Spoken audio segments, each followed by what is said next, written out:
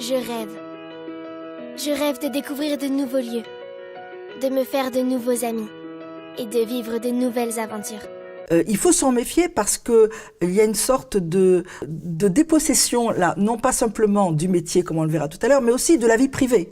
Ce que propose en gros le management, c'est de veiller au bonheur. Jamais renoncer. Je rêve de pouvoir tout faire et de tout donner pour y arriver. Et quand j'aurai réussi tout ça, j'aurai des rêves encore plus grands.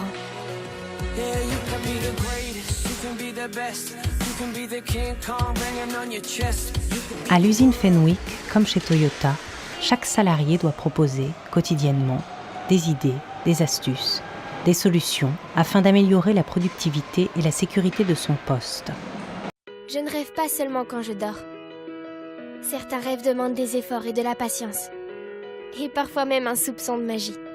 Et tout donner pour y arriver ne me fait pas peur. Parce que comme Tiana, j'irai au bout de mes rêves. Voilà comment l'ouvrier devient responsable de l'intensification de son travail.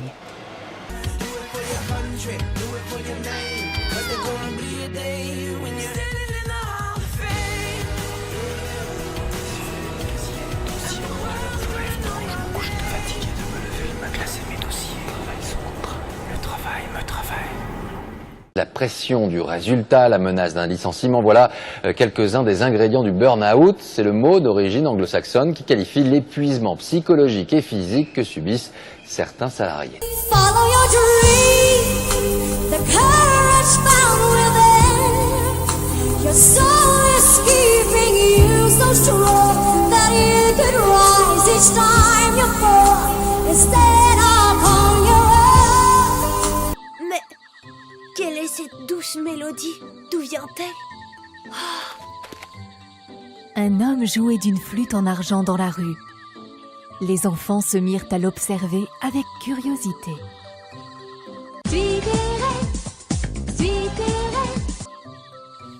C'est Vincent le Joufflu qui parla en premier.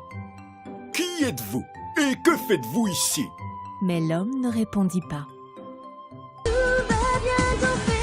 Tu verras si tu crois, tu pourras réaliser des miracles. Votre musique est si jolie, monsieur. L'homme ne répondit toujours pas et continua de jouer. Puis il se retourna et se dirigea vers les champs. On s'est rendu compte qu'il était beaucoup plus efficace et rentable et performant que le travailleur adhère, plutôt qu'il soit dans un système disciplinaire dans lequel le chef va lui dire ce qu'il faut faire et ce qu'il ne faut pas faire. Allez, viens, n'attends pas, approche-toi, rejoins-moi en déployant tes ailes. Attirés par le son de sa flûte, les enfants le suivirent. Allons-y. Oui, allons-y. Ouais. Et il est vrai que les personnes qui sont touchées par le burn-out sont souvent réticentes à s'avouer qu'elles sont malades, ne savent pas comment se faire accompagner et au tout départ ne savent même pas reconnaître leurs symptômes. Alors, L'homme les mena vers une grande grotte fermée par une lourde porte. Là où le toyotisme va plus loin, c'est qu'il va arriver à convaincre l'ouvrier qu'il lui importe de lui-même de trouver le moyen d'augmenter les cadences. À toutes celles qui croient en leurs rêves, une princesse sera toujours là pour montrer le chemin. Crois en tes rêves, princesse. Ça met pas un petit peu sur la pression, ça? Un peu, mais bon, les équipes se sont habituées à cette gestion d'indicateurs. Elles s'y prennent un peu, elles se prennent un peu au jeu.